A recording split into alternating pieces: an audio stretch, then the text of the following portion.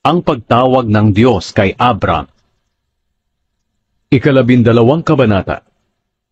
Ngayon sinabi ng Panginoon kay Abram, lisanin mo ang iyong bansa, ang mga kamag-anak mo, at kahit ang sambahayan ng iyong ama, at pumunta ka sa lugar na ipapakita ko sa iyo.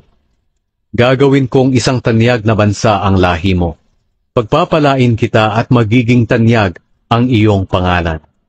Sa pamamagitan mo marami ang pagpapalain. Pagpapalain ko ang magmamagandang loob sa iyo. Pero isusumpa ko naman ang susumpa sa iyo. Sa pamamagitan mo pagpapalain ko ang lahat ng tao sa mundo. Kaya umalis si Abram sa Haran at pumunta sa Kanaan, ayon sa sinabi ng Panginoon sa kanya. Nasa 75 taong gulang noon si Abram.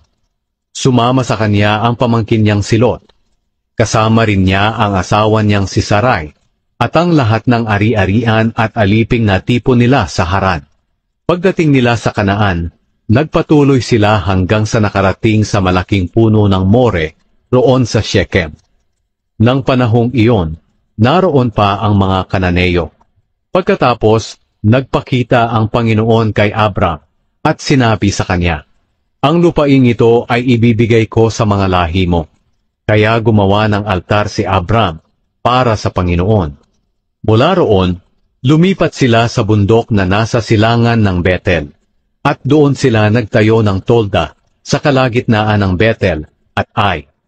Ang Betel ay nasa kanluran, at ang Ai naman ay nasa silangan. Gumawa rin doon si Abram ng altar at sumamba sa Panginoon. Hindi nagtagal, muli silang lumipat. Nagpatuloy sila sa paglalakbay, papunta sa Negev.